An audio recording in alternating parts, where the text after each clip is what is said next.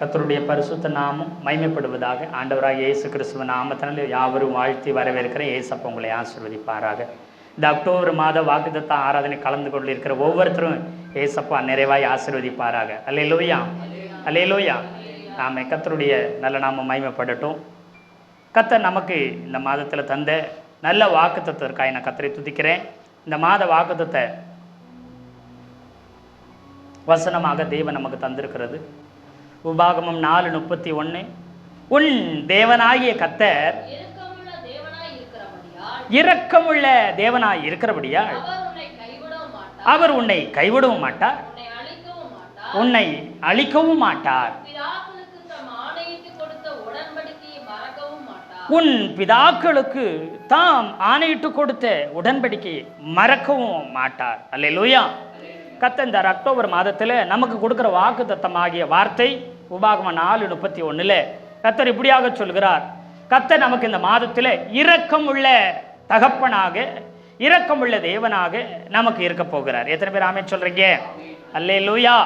அவர் நமக்கு இரக்கமுள்ளவராய் இந்த மாதத்தில் இருந்து அவர் நம்மை கைவிட மாட்டார், அவர் நம்மை அழிக்கவும் மாட்டார். நமக்கு கொடுத்திருக்கிற வாக்கு தத்தத்தை உடன்படிக்கையை அவர் ஒரு நாளும் மறக்கவும் மாட்டாராம். எத்தனை பேர் ஆமென் சொல்றீங்க? அல்லேலூயா, அல்லேலூயா. நாம கர்த்தருக்கு ஸ்தோத்திரம். முதல்ல தேவன் இரக்கம் உள்ளவராய் இருக்கிறார். கர்த்தர் இரக்கம் உள்ள தேவன் அப்படிங்கிறத குறித்து பார்க்க போகிறோம். சங்கீதம் 45:8 வசனம் இப்படியாய் சொல்லுகிறது, கர்த்தர் இரக்கமும் உருக்கமும் நீடிய சாந்தம் உள்ளவர் என்று சொல்லி வசனம் சொல்லுது. கர்த்தர் எப்படி இருக்கிறாராம்? இரக்கம் உள்ளவராய் இருக்கிறாராம்.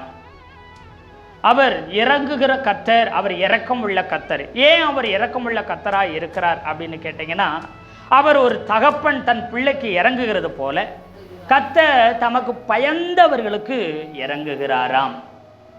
தகப்பனை போல அவர் இறங்குகிற கர்த்தராய் இருக்கிறார். ஏன்னா அவர் நமக்கு தகப்பனாய் இருக்கிறார், அதனால அவர் நமக்கு இரக்கம் செய்கிறார், அவர் நமக்கு இறங்குகிறவராகவும் இருக்குகிறார். அல்லேலூயா, அல்லேலூயா. நாம் அவருக்கு பயப்படும் போது, அவருடைய வார்த்தைக்கு கீழ்ப்படியும் பொழுது அவர் நமக்கு தகப்பனை போல இருந்து நமக்கு அவர் இரக்கம் செய்கிறவராக, இறங்குகிறவராகவும் இருக்கிறார். ரோமர் 9:15 அவர் மோசேயை நோக்கி எவன் மேல் இரக்கமாய் இருக்க சித்தமாய் இருப்பேனோ, எல்லாத்துக்கும் கர்த்தர் இரக்கமாய் இருப்பாரா? கிடையாது. அவர் யாரு மேல இறக்கம் வைக்க சித்தம் வைத்திருக்கிறாரோ அவன் மேல அவர் என்ன செய்வாரா? இறக்கம் வைப்பாரா. இந்த மாதத்திலே கர்த்தர் நம்ம மேல என்ன செய்கிறாராம்? இறக்கம் வைக்கிறவராய், இறங்குகிறவராய், அவர் நல்ல தகப்பனாய் இருப்பேன் என்று சொல்லி நமக்கு வாக்கு கொடுத்திருக்கிறார். நம்ம மேல இறங்குகிறவராய் இருக்கிறார். அல்லேலூயா. 16 விரும்புகிறவனாலும் அல்ல, ஓடுகிறவனாலும் முடியாது, இறங்குகிற தேவனாலே தான் ஆகும். நம்மளால முடியாது, நம்ம திறமையால முடியாது, ஓடுறதுனால அல்ல, விரும்புறதுனால அல்ல. அவர் சித்தம் வைத்திருந்து அவர் என்ன செய்யணும்? நம்ம மேல இறங்க வேண்டும். அல்லேலூயா. இறங்குகிற தேவனால தான் எல்லாம் கூடும். அவர் இரக்கம் உள்ள தேவனாய் இருக்கிறார். அவர் தகப்பனை போல இரக்கம் உள்ளவராக, இறங்குகிறவராகவும் இருக்கிறார். அல்லேலூயா. அது மாத்திரமல்ல, ஏசாயா 49:15 ஒரு தாயானவள் தன் கற்பத்தில் இருக்கிற பிள்ளைக்கு இறங்காம இருப்பாளா? அவ ஒருவேளை இறங்காம இருந்தா கூட நான் இறங்குவேன். அவள் மறப்பாளோ? அவள் மறந்தாலும் நான் மறப்பது இல்லை. அல்லேலூயா. ஏன் நமக்கு இறங்குகிறார்? கர்த்தர் நம்மை மறக்காதபடி இருக்கிறார். நம்மை மறக்கவில்லை. அவர் நம்மை நினைத்து கொண்டிருக்கிறார். நம்மையில நினைவாய் என்ன செய்கிறார்? இருக்கிறார். அதனால தான் அவர் நம்மையில் இரக்கம் வைக்கிறார். அவருடைய இரக்கம் எப்படிப்பட்டதுன்னு நீங்க கேட்டீங்கன்னா, உபாகமத்தில் 5வது அதிகாரத்தில்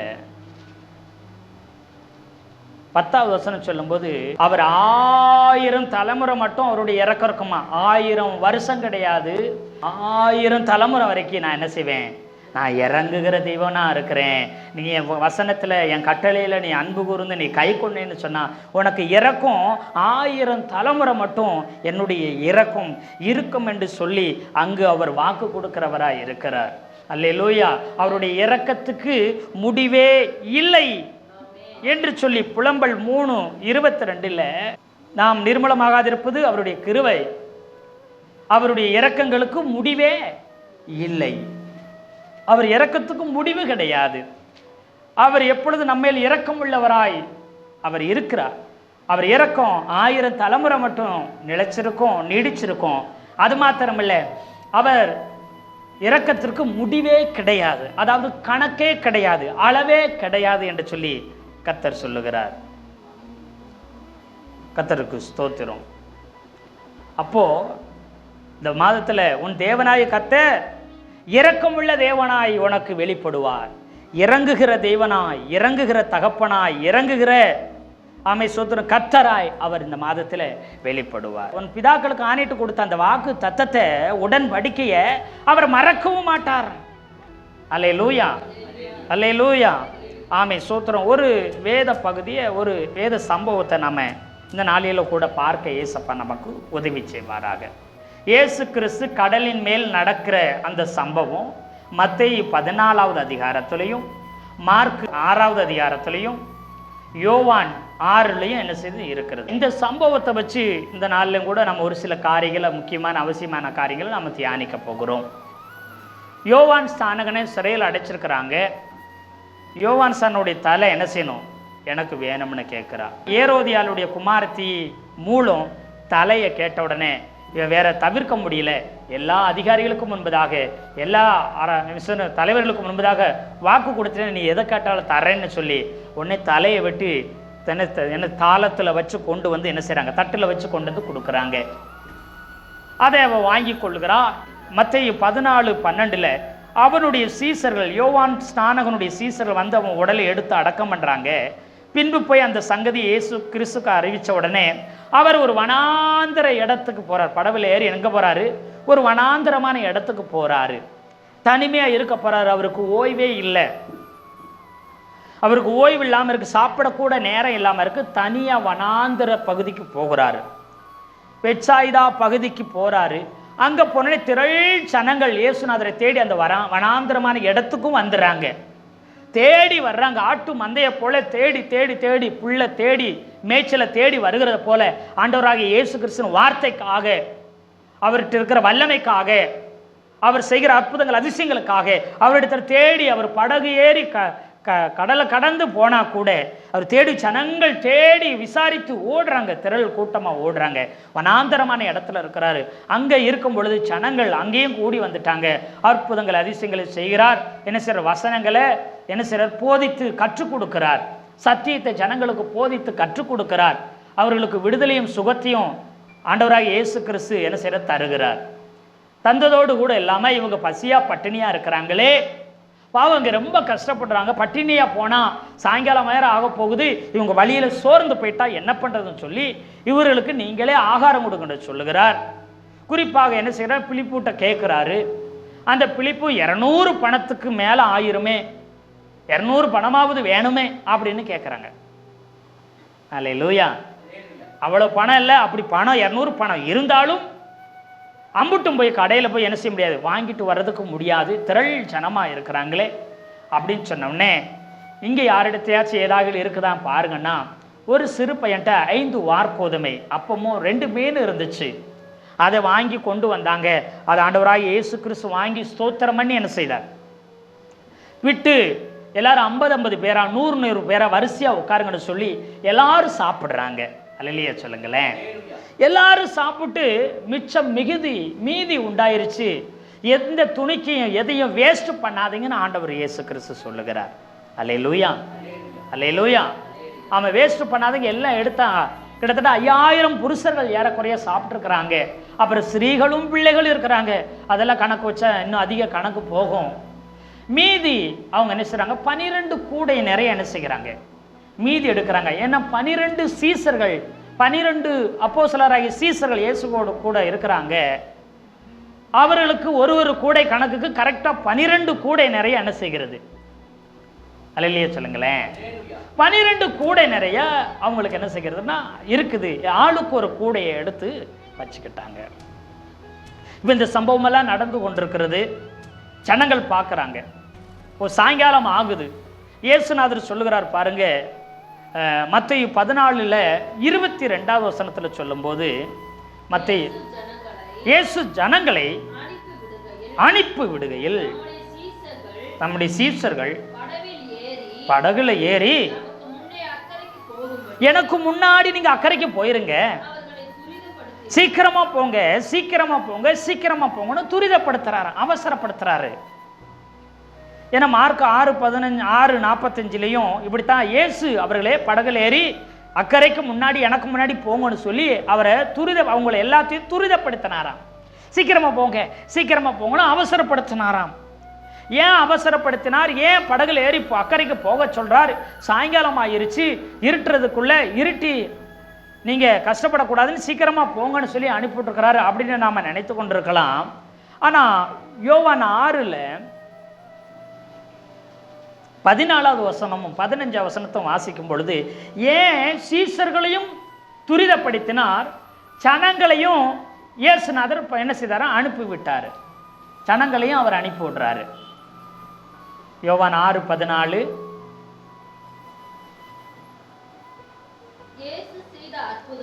இயேசுநாதர் செய்த அற்புதத்தை அந்த மனுஷரெல்லாம் பார்க்கறாங்க. 10,000 மனுஷங்க பார்க்கறாங்க. கிட்டத்தட்ட 5,000 புருஷர்கள், அது மாத்திரம் பெண்கள் ஸ்திரீகள் கிட்டத்தட்ட ஏறக்குறைய 10-15,000 பேர் தாராளமா இருந்திருக்கலாம் நினைக்கிறேன்.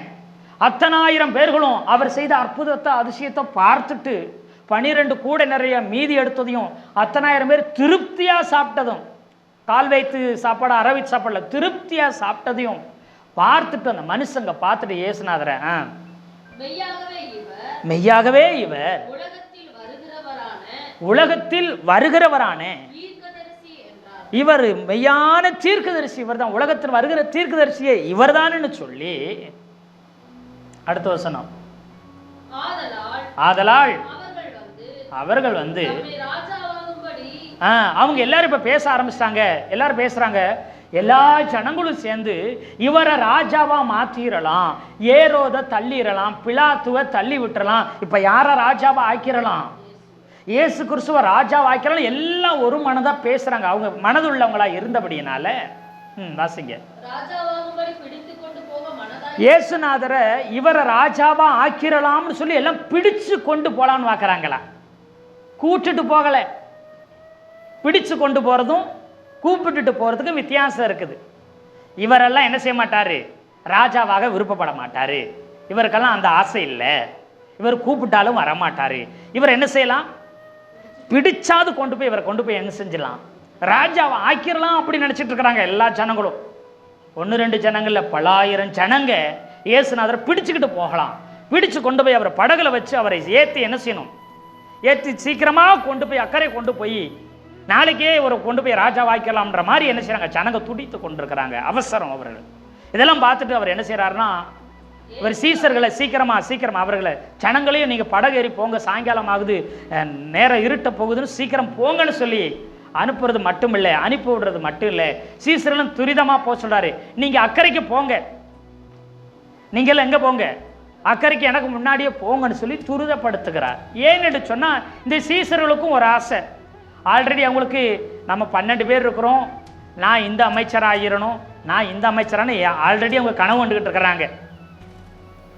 நிதித்துறை அமைச்சரா, வருவாய்த்துறை அமைச்சரா நான் என்ன சரி யூதாஸ் காரியத்தும் இருக்கலாம்னு ஆசைப்படுறா. அப்படி அல்லேலூயா.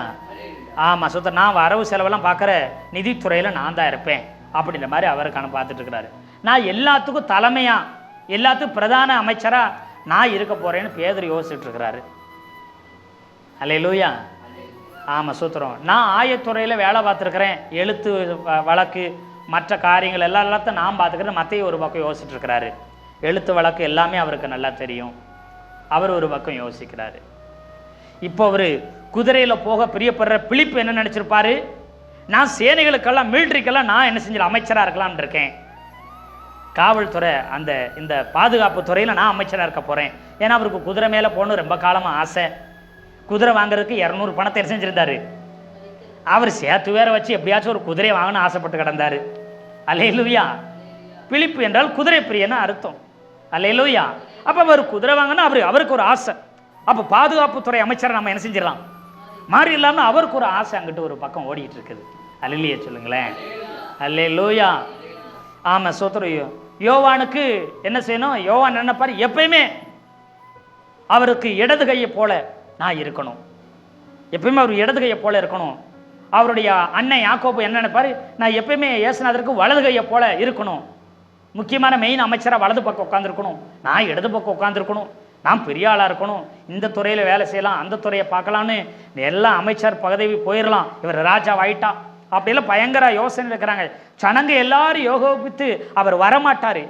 சீசர் சொல்கிறாங்க அவரை பிடிச்சிட்டு போகிறதுக்கு மனசாக இருக்கிறாங்க, பிடிச்சிட்டு கூட போயிடலாம் அவர் வரலன்னா. அப்போ நினச்ச சீசர்கள் நினைப்பாங்க, இல்லை வேண்டாங்க, அவரெல்லாம் ஆக மாட்டார், நாங்கள் ஆக மாட்டோம் அப்படிலாம் சொல்ல. எவன் பெரியவன்னு சண்டை போட்டவங்க, சண்டை போடுற ஆட்கள்.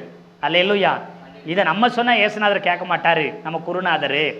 இந்த ஜனங்களோடு சேர்ந்து நாமளும் ஒரு பிடிச்சி எங்கே கொண்டு போயிடலாம், அக்கறைக்கு கொண்டு போயிடலாம் அப்படின்னு அவங்களுக்கு ஒரு ஆசை இருந்திருக்குமா இருக்க. அல்லையே சொல்லுங்களேன். அதனால பார்த்தாரு, இவங்களும் ஜனங்களோட சேர்ந்துக்கிட்டா அவ்வளோதான் அப்படின்ட்டு உடனே அவர் என்ன செய்கிறாரு? நான் நேரம் எங்கே போகிறேன்? மலை மேலே ஏறி நான் ஜெபம் பண்ண போகிறேங்கிறார். அல்லையே சொல்லுங்களேன். மத்தேயு 14:23 ஒருத்தர் வாசிங்களேன்.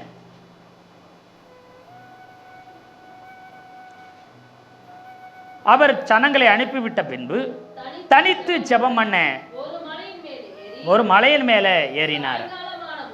அவர் தனிமையாக இருந்தார். அல்லேலூயா. அப்போ நல்லா கவனிச்சு பாருங்க, இங்கே என்ன சொல்லுதுன்னா, ஜனங்களை அனுப்பி விட்டுட்டு அப்படி அவர் விலகி எங்கே போகிறாராம்? நீங்கள் யோவான் 6 வாசிங்கன்னா அது இருக்கும் பாருங்க. யோவான் 6 15. ஆதலால் அவர்கள் வந்து தம்மை ராஜாவாகும்படி பிடித்து கொண்டு போக மனதா இருக்கிறத கண்டு இயேசு அறிந்து மறுபடியும் ஜனங்களை விட்டு அவர் விலகுறாரு. தனியே மலையின் மேல் என்ன செய்யறாராம்? ஏறுறாரு. அல்லேலூயா. சீசர்களை வேகமா போங்க, அக்கறைக்கு போங்கன்னு துரிதப்படுத்துறாரு. நீங்க இவங்க கூட சேர்ந்துக்கிட்டு என்ன ராஜாவாக்கம்னு இது பண்ணாதீங்கன்னு சொல்லி இவங்களை அந்த ஆசையே வந்துடக்கூடான்ற மாதிரி என்ன செய்யறாரு? அந்த நினைப்பே வேண்டாம், அது என் திட்டம் இல்லை, சித்தம் இல்லை, கர்த்தர் பிதாவின் சித்தம் இல்லைன்னு சொல்லிட்டு இவங்க சீக்கிரமா முன்னாடி போங்கன்னு என்ன செய்யறாரு? முன்னாடி துரிதப்படுத்துறாரு. அப்புறம் ஜனங்கள் பிடிச்சு போக பார்க்கும்போது இவர் என்ன செய்யறாரு? மலை மேலே ஏறி ஜெபம் பண்ண போறேன்னு போறாரு, தனித்து போறாரு. அல்லேலூயா. இதெல்லாம் பார்த்தாங்க சீசர்கள். அப்புறம் என்ன செஞ்சாங்க? அவங்க கடற்கரைக்கு போய் இவங்களும் என்ன செய்ய போறாங்க? போக போகிறாங்க. அல்லேலூயா. இதை பார்த்துட்டு ஜனங்க எங்கே போயிட்டாங்க? கடற்கரைக்கு போய் படகுகளை ஏறி அவங்க அக்கறைக்கு போகிறதுக்கு போயிட்டாங்க. சீசர்களும் பார்த்தாங்க. கடைசியில் இயேசுநாதர் வர்ற மாதிரி தெரியல. அதனால் அவர் மலை மேலே ஏறதை பார்த்துட்டு இவங்க, குருநாதரே நாங்களும் எங்கே வாரோம் சொல்லுங்கள், நாங்களும் எங்கே வாரோம்? மேலே வாரோம், நாங்களும் ஜெபம் பண்ண வாரோம், ஸ்தோத்திரம் அப்படி சொல்லிட்டு அவங்க வர்றதில்லை. ஆமாம், இவர் மலை மேலே ஏறிட்டாலும் அவர் தான் கீழே இறங்க மாட்டார். இவர் விடிய விடிய ஜெபம் பண்ணிட்டு இருப்பாராக்கும். இவர் ஜெபம் பண்ணி விடிஞ்சதுக்கப்புறம் ஏதாச்சும் படகு வந்தால் வரட்டும், நாம் இருக்கிற கடைசி படகு நம்ம போயிடலாம். ஜெபம் பண்ணோன்னே நம்மளை என்ன செஞ்சிட்டாங்க? இதெல்லாம் வேலைக்கு ஆகாது அப்படி சொல்லிட்டு இவங்க திரும்பி எங்கே போகிறாங்க? கடற்கரைக்கு போய் என்ன செய்கிறாங்க? படகு ஏறிட்டாங்க. அல்லையே சொல்லுங்களேன். ஏன்னு சொன்னால் கடைசி படகாக இருந்துச்சு, ஒரே ஒரு படகு தான் கடைசியில் இருந்துச்சு. ஜனங்க போனதுக்கப்புறம் யோவானில் இருக்கு பாருங்க. யோவான் 6:22 வாசிங்களேன். மறுநாளில் கடலில் அக்கறையில் நின்ற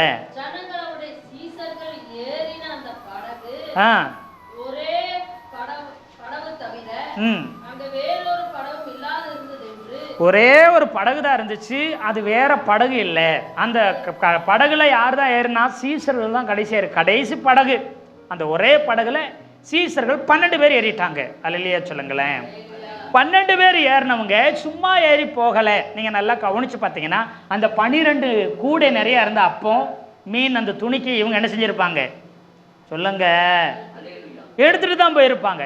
எதையும் வேஸ்ட் பண்ணாமல் அக்கறைப்பட்டு போங்கன்னா 12 கூடை நிறைய மீன் இருந்த துணிக்கையில் அப்பத்தையும் மீனையும் கொண்டுட்டு தான் போகிறாங்க அந்த படகுல.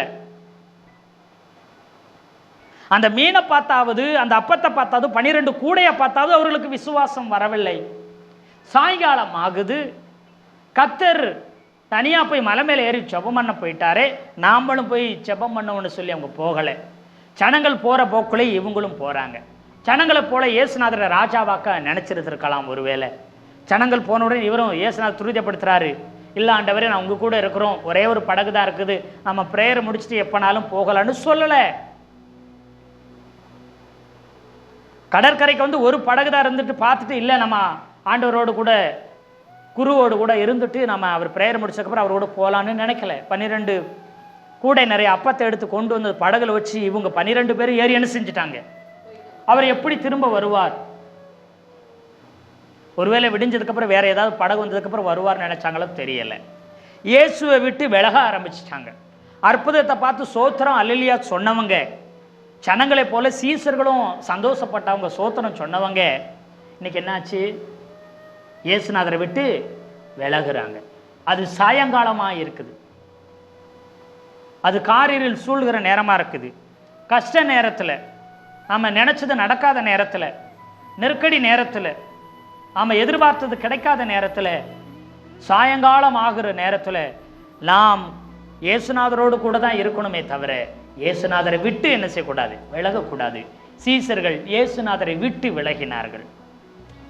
அல்லேலூயா. இன்னைக்கு நிறைய நேரத்தில் நாம் நினைச்சது நடக்கலைன்னா இயேசுநாதரை விட்டு விலகுறோம். நம்ம விரும்பினது கிடைக்கலனா இயேசுநாதரை விட்டு விலகுறோம். அது காரில் சூழ்கிற நேரமாக இருக்குது. எப்போ கத்தரை விட்டு விலகுறோமோ, கத்தரை விட்டு பிரிகிறோமோ, நம்ம திட்டம், நம்ம நோக்கம், நம்ம பிளானு, நம்ம குடும்பத்தில், நம்ம சபையில், நம்ம ஊழியத்தில், நம்முடைய தொழிலில், நம்முடைய வியாபாரத்தில் நான் நினச்சது, நான் விரும்பினது நடக்கலை, கிடைக்கலன்னு முதலாவது யாரை விட்டு விலக ஆரம்பிக்கிறோம்? இயேசுநாதரை விட்டு, கத்தரை விட்டு விலகுறோம். சீசர்களும் அப்படித்தான் விலகுனாங்க. ஆனால் அற்புதத்தின் ஆசீர்வாதத்தை கையில் தான் வச்சுக்கிறாங்க. எத்தனை 12 கூடைய தன்னுடைய கையில் நன்மைகளை, ஆசீர்வாதத்தை, அற்புதத்தை பெற்றிருந்த பொழுதும் இயேசுநாதரை விட்டு விலகுறாங்க. அல்லேலூயா. விலகி பிரிஞ்சு வராங்க. பிரிஞ்சு அங்கே வந்த உடனே என்ன செய்கிறாங்கன்னா, கிட்டத்தட்ட அவர் தனியாக மலை மேலே ஏறி, அவர் தனிமையாக இருந்தார், தனியே இருந்தார், தனிமையாக இருந்தார் இயேசுநாதர். அவர் மலை மேலே ஏறி நடந்த அற்புதங்களுக்காக, அதிசயங்களுக்காக, போதித்த பிரசங்கங்களுக்காக, அந்த வசனமெல்லாம் இந்த ஜனங்களுடைய வாழ்க்கையை மாற்ற வேண்டும், இவங்க சாப்பாட்டுக்காக, அப்பத்துக்காக உம்மை தேடக்கூடாது அப்படி சொல்லி அவர் ஜெபம் பண்ணுறார். பிதா கிட்ட போய் சீசர்களுக்காகவும் ஜெபம் பண்ணி கொண்டிருக்கிறார். வந்திருந்த 10,000க்கு மேற்பட்ட ஜனங்களுக்காகவும் ஜெபிக்கிறார். நாளைய தினத்தில் பிதாவே என்னை கொண்டு என்ன செய்ய சித்தமாயிருக்கிற மலை மேலே ஏறி ஜெபித்து கொண்டிருந்தார்.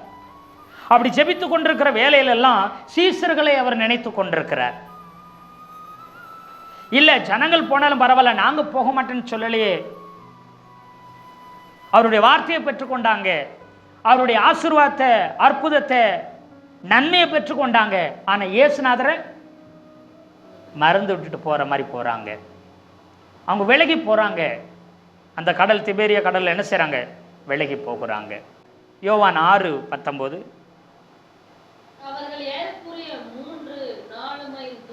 3 அல்லது 4 மைல் தூரம் அந்த கடலில் போகிறாங்க. தண்டு வலிச்சு போகிறாங்க. கிட்டத்தட்ட 6-7 கிலோமீட்டர் என்ன செய்கிறாங்க? தண்டு வலிக்கிறாங்க. அதை என்ன துடுப்பை போட்டு என்ன செய்கிறாங்க? படகை தண்டு வலிச்சு கிட்டத்தட்ட 6-7 கிலோமீட்டர் பக்கம் போயிட்டாங்க. கிட்டத்தட்ட கலிலேய கடல் ஒரு 13-14 கிலோமீட்டர் இருக்கும். அதில் நடு கடலுக்கு வந்துட்டாங்க. அது நன்னீர் ஏரின்னு சொல்லுவாங்க கலிலேய கடல்.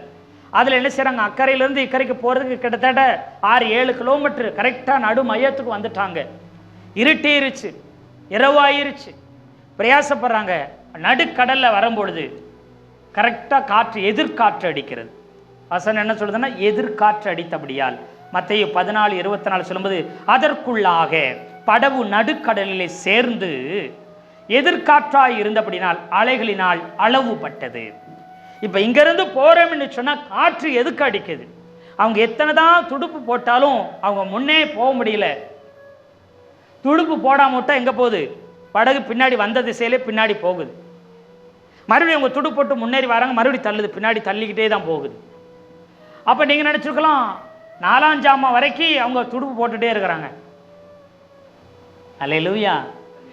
கிட்டத்தட்ட சாயங்காலம் இரவு ஆகும்போது, ராத்திரி ஆகும்போது போனவங்க நைட்டு 1 மணி 2 மணி 3 மணின்ற மாதிரி என்ன செய்யுது ஆகுது. அது வரைக்கும் அவங்க 7 கிலோமீட்டர் தான் போயிருந்தாங்களா துடுப்பு போட்டு.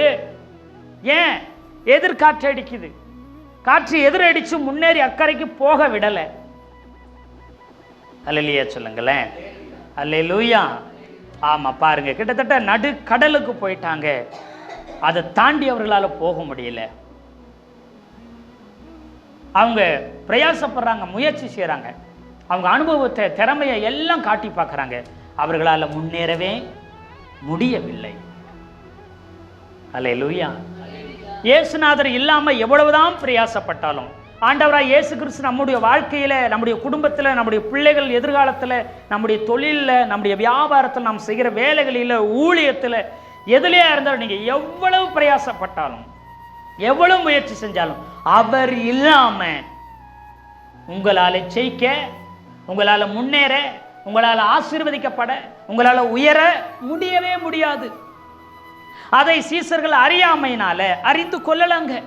ஏன் இந்த காற்று, எதிர்காற்று ஏன் அடிக்குது, ஏன் இந்த பக்கம் அடிச்சு இப்படி இந்த சைடோ இந்த பக்கம் அடிச்சு இல்லைங்க, நேர எதிராக ஏன் எதிர்காற்று அடித்து என்ன முன்னேற விடலை, என் திறமை, என் அனுபவம் எதுவுமே எனக்கு உதவி செய்யலை, ஏன் எதிர்காற்று என் வாழ்க்கையில் வருது? யாரு இல்லை. இதுக்கு முன்னாடி படவுல வந்தமே எந்த காற்றும் அடிக்கலையே, இப்ப ஏன் காற்று அடிக்குது? யார் என் வாழ்க்கையில்? ஆண்டவராக இயேசு கிறிஸ்து இல்லை. அநேக நேரத்தில் திருப்தியாக சாப்பிட்டு கூட நிறையா ஆசீர்வாதத்தை அப்பத்தையும் மீனையும் வாங்கிட்டு வரும்போது ஆண்டவரை மறந்துடுறாங்க. நினைச்சது நடக்காத போது, விரும்பினது கிடைக்காத போது கத்தரை விட்டுறாங்க, எதிர்பார்த்தது கிடைக்கலன்னு. ஒரு சிலர் நன்மை ஆசீர்வாதத்தை பெற்றதுக்கு அப்புறம் என்ன செஞ்சிடறாங்க, எனக்கு பிள்ளை இல்லைங்க, எனக்கு என்ன செய்யறதுங்க, ஆசீர்வாதம் இல்லைங்க, எனக்கு ஒரு வேலை இல்லைங்க, எனக்கு ஒரு உயர்வு இல்லைங்க, எனக்கு ஒரு நல்லது நடக்கலைங்க, என் வியாதி மாறலைங்க, இப்படியெல்லாம் சொல்லுவாங்க. ஆனால் நன்மையும் ஆசீர்வாதம் கிடைச்சுன்னா ஆண்டவர் என்ன செஞ்சிடறாங்க, மறந்து போயிடுறாங்க. அல்லேலூயா. நன்மையை ஆசீர்வாதத்தை கையில் தான் வச்சிருக்கிறாங்க, படகுல தான் வச்சுக்கிறாங்க, 12 கூட நிறைய பார்க்குறாங்க. இவ்வளவு நன்மையை ஆசீர்வாதத்தை தந்த ஆண்டவர் இயேசு கிறிஸ்துவை நினைக்க மறந்து முயற்சி செய்து முன்னேறி பார்க்குறாங்க. ஒருவேளை இப்படி எதிர்காற்றாகுது, நம்மளால் முன்னேறி போக முடியல, திரும்பி எங்கே போயிடலாம், வந்த இடத்துக்கு போயிட்டு நம்ம ஆண்டவர்கிட்ட குருநாதர்கிட்ட போயிடலாம் அப்படின்னு நினச்சாங்களே. விடிய விடிய போராடினாலும் எதிர்த்து தான் போவேனே தவிர எங்கிட்ட திரும்பி என்ன செய்ய மாட்டேன், வரமாட்டேன்ற மாதிரி அவங்க போராடிட்டு இருக்கிறாங்க. அல்லேலூயா, சோத்திரம். அப்படி போராடிட்டு இருக்கிறாங்க. அவங்க நடுக்கடல்ல வருத்தப்படுறத மார்க் 6:48 ஆண்டவராக இயேசு கிறிஸ்து பார்க்கிறார். எங்க மலை மேல் ஜெபம் பண்ணி கொண்டிருந்தாலும் சீசர்களை அங்க பார்த்து கொண்டு தான் இருக்கிறார். மார்க் 6:48. அப்பொழுது காற்று அவர்களுக்கு எதிராக இருந்தபடினா அவர்கள் தண்டு வலிக்கிறதுனால வருத்தப்படுகிறதை அவர் கண்டு, எங்கிருந்து காண்கிறாரா? பக்கத்தில் இருந்தாரா, படகுல இருந்தாரா? இல்லையே, மலை மேலே ஏறி ஜெபம் பண்ணி கொண்டிருந்தார், பிதாவோடு பேசி கொண்டிருந்தார். நன்மைக்காக, அற்புதத்துக்காக, ஆசீர்வாதத்துக்காக, ஒவ்வொரு காரியத்துக்காக, ஜனத்துக்காக, சீசர்களுக்காக, எல்லாருக்காகவும் ஜெபித்து விண்ணப்பித்து கொண்டிருக்கிறார். நாளை தினம் நடக்க போற காரியத்துக்கு வேண்டிக் கொண்டிருந்தார். ஆனாலும் கூட கர்த்தர் ஆண்டவராய் இயேசு கிறிஸ்து சீசர்களை என்ன செய்யல, கைவிடல. அல்லேலூயா. அவர் உன்னை கைவிடவும் மாட்டார். இங்க கைவிடல. பாருங்க, அவர் வருத்தப்படுறத பார்க்கிறாரு. அவர் காண்கிற தெய்வமாய் இருக்கிறார். வருத்தப்படுகிறத அங்க கண்டு ராத்திரியில 4ஆம் ஜாமத்தில் கடல் மேல நடந்து அவரிடத்துல வந்துட்டாரு. வருத்தப்பட்ட உடனே வந்துட்டாரு, கஷ்டப்பட்ட உடனே வந்துட்டாரு, கண்ணீர் வடிக்கும் போது வர்றாரு, உடனே வந்துட்டாரு. அவங்க இயேசுநாதரை நோக்கி கூப்பிடுறதுக்கு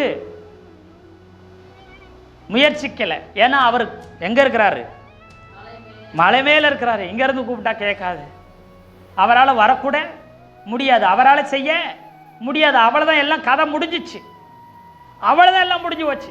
இனி அம்பிடுத்த சான்ஸே இல்லை, வாய்ப்பே இல்லைன்ற மாதிரி நினைச்சிட்டு இருக்கிறாங்க. ஒன்று அவரோடு கூட மலை மேலே ஏறி போய் ஜெபம் பண்ணி இருக்கணும், அவரோடு கூட இருந்திருக்கணும். அதனால எப்படி நினைச்சாங்களா நினைக்கலே தெரியல. ஆனா அவங்க வருத்தப்படுறத பார்த்த உடனே எங்க வந்துட்டாரு, நடந்து அவங்க கிட்ட வந்துட்டாரு. எத்தனை பேர் ஆமென் சொல்றீங்க?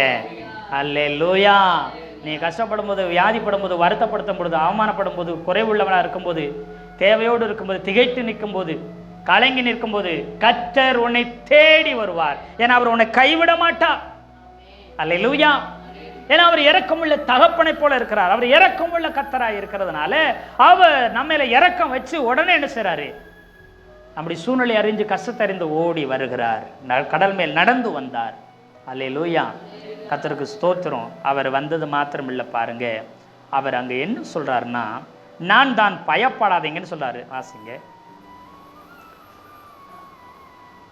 மத்தேயு 14:27.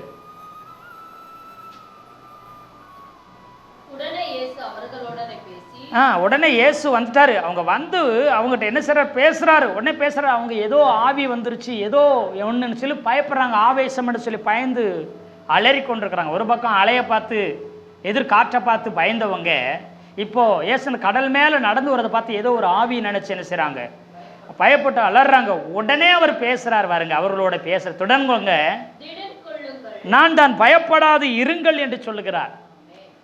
வருத்தப்பட்டு இருக்கிறோம். ஆண்டவர் பார்க்குறாரு. இப்போ உதவி தேவை, உடனே வந்துட்டாரு.